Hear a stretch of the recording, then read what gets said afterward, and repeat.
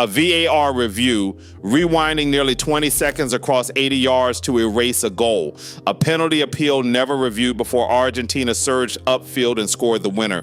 2 calls in 1 World Cup knockout, and within 24 hours, Egypt demanded FIFA remove Francois Letexier and his entire officiating crew from the tournament. What followed became FIFA's worst nightmare because every possible response would only deepen the crisis.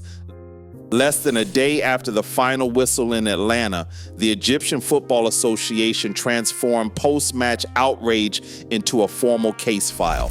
The complaint, delivered to FIFA on July 8th and signed by EFA President Hani Abu Rida, demanded not just an investigation, but the immediate removal of referee Francois Letexier and his entire officiating crew from the World Cup.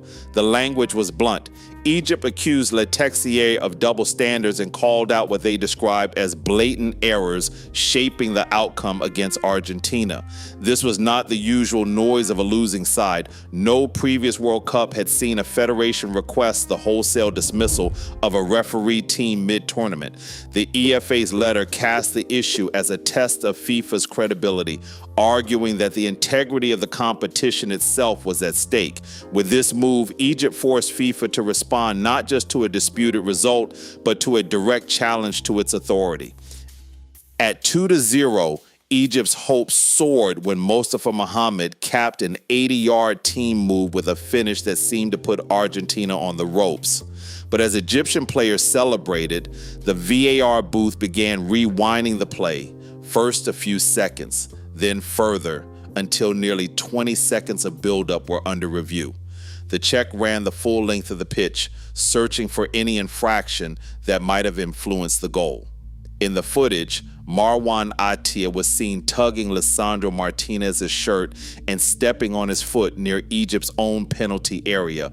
That moment, so far from the finish, became the focal point. FIFA's VAR protocol allows the video assistant to review the entire attacking phase leading to a goal. There is no fixed time or distance limit. Any incident in the buildup can be scrutinized if it might have affected the outcome. The critical standard is whether there was a clear and obvious error. Law 12, which governs fouls and misconduct, defines holding or tripping as an offense if it is committed carelessly, recklessly, or with excessive force. In this case, the VAR judged that Adia's contact on Martinez met that threshold. The referee, Francois Letexier, was called to the monitor and after review disallowed the goal. The decision erased a sweeping Egyptian attack and reignited debate about how far back a goal should be unraveled and what level of contact justifies overturning a moment that could decide a nation's World Cup fate.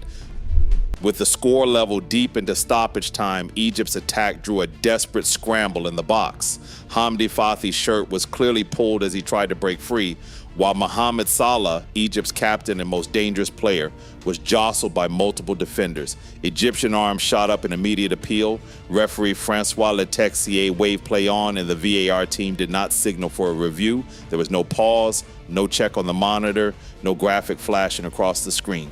Just a swift transition as Argentina seized the loose ball and surged upfield. Within seconds, Enzo Fernandez finished the move, sending Argentina ahead and Egypt crashing out. For Egyptian players and officials, the contrast was impossible to ignore. A goal erased after a painstaking VAR rewind at one end, while a penalty claim involving 2 of their stars was dismissed in a heartbeat. The sense of procedural imbalance became the heart of Egypt's case, fueling the argument that these were not isolated lapses, but a pattern of inconsistent application. Outside Egypt, the controversy drew a rare consensus among neutral analysts. Rob Green, a former England goalkeeper, questioned the entire premise of the VAR intervention, arguing that the foul on Lisandro Martinez fell outside the proper scope for review. He described the rewind as overreach, suggesting VAR was never meant to hunt for minor contact so far from the goal. Former Bundesliga referee Patrick Ittrich went further, stating that Egypt should have been awarded a penalty for the late incident involving Mohamed Salah and Alexis McAllister. His assessment was blunt. By the letter of Law 12, the challenge on Salah met the threshold for a spot kick, kick. Meanwhile, Jamie Carragher compared the disallowed goal to standards in top European leagues, insisting that in the Premier League, La Liga, or Serie A, the goal would have stood even after video review. Alan Shearer, another voice with no stake in the outcome, cut to the heart of the matter. Either both incidents are fouls or neither is.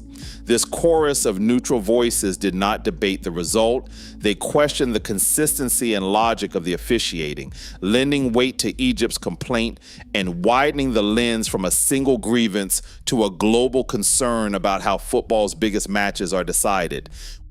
Within days of Egypt's formal protests, the World Cup became a lightning rod for grievances from across the football map. Belgium's Football Association filed its own complaint after FIFA reversed Folarin Balogun's red card suspension at the urging of a U.S. presidential phone call, a move Belgian officials called an April Fool's joke and a violation of the sport's disciplinary code. In Mexico City, Ecuador's players faced a sleepless night as Mexican fans blasted horns and set off fireworks outside their hotel before a crucial knockout match.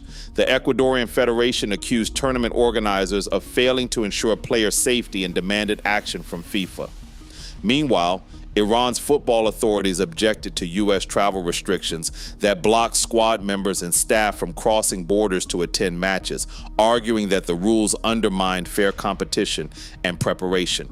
These complaints were not isolated, nor did they fit a single pattern. Some targeted officiating, others focused on crowd behavior or even geopolitical barriers. The effect was cumulative. In a span of 2 weeks, 4 different federations, Egypt, Belgium, Ecuador, and Iran, lodged formal grievances with FIFA, each highlighting a different vulnerability in the tournament structure. The World Cup's promise of unity and fair play gave way to a tournament defined by protest and suspicion, raising questions about FIFA's ability to enforce its own standards and protect the integrity of the competition. FIFA's authority was already showing cracks before Egypt's complaint even landed. The most glaring episode came just days before, when a red card suspension for U.S. striker Folarin Balogun was quietly reversed. The decision followed a direct phone call from former President Donald Trump to FIFA President Gianni Infantino. Within 48 hours of that call, FIFA's disciplinary committee suspended the automatic one-match ban, citing Article 27, a clause never before used to overturn a World Cup red card. Belgian officials, whose team faced the U.S. next, called the move an April Fool's joke and filed their own protests. The reversal wasn't announced with a press conference or a detailed explanation. Instead, it appeared as a short statement on FIFA's media portal, offering little more than a reference to exceptional circumstances. This sequence of events made FIFA's claims of independent officiating look hollow.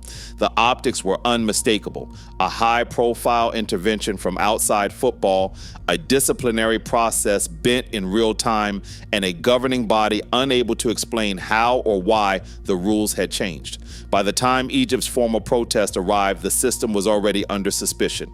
The EFA's demand for the removal of Letexier and his crew landed inside an organization struggling to defend its own procedures, one where lines between football governance and outside influence had become dangerously blurred. Pierluigi Collina, FIFA's chief refereeing officer, addressed the storm of criticism with a message of certainty. He declared that unfounded allegations have no place in football, drawing a line between passionate debate and attacks on the integrity of officials. Collina insisted that World Cup referees are beyond outside influence. Not even FIFA President Gianni Infantino, he said, can sway their decisions. Before any formal investigation had begun, Collina publicly ruled both disputed calls correct, defending the VAR intervention that disallowed Egypt's goal and the decision not to review the late penalty appeal. FIFA's response was framed as a defense of its officials' integrity, not an open review of the evidence or process.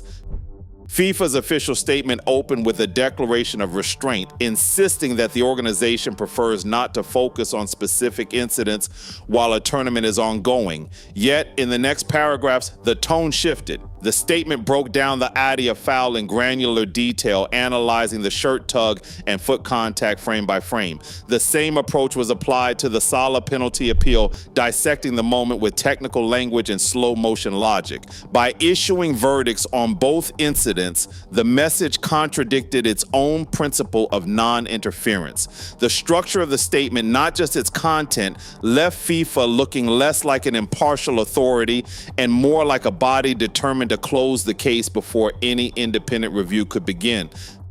FIFA's public defense leaves the organization in a no-win position. Clearing the officials after so many grievances risks fueling the belief that the governing body is only protecting its own, especially after already bending its disciplinary code in other cases. But removing Letexier and his crew would look like a silent admission that Argentina advanced on decisions that shouldn't have stood. Behind the scenes, every referee's performance is reviewed after each match, but the real verdict is delivered through the team sheets. Knockout assignments are released just before kickoff, and the absence of a name can speak louder than any press release.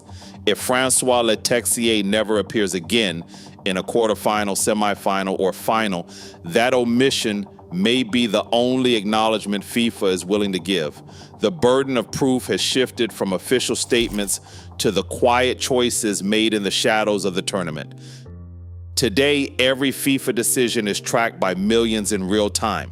With 4 federations filing formal complaints this World Cup alone, the integrity of football's highest stage stands in the balance. The world is still watching, because trust, once lost, is almost impossible to win back. Share your thoughts below.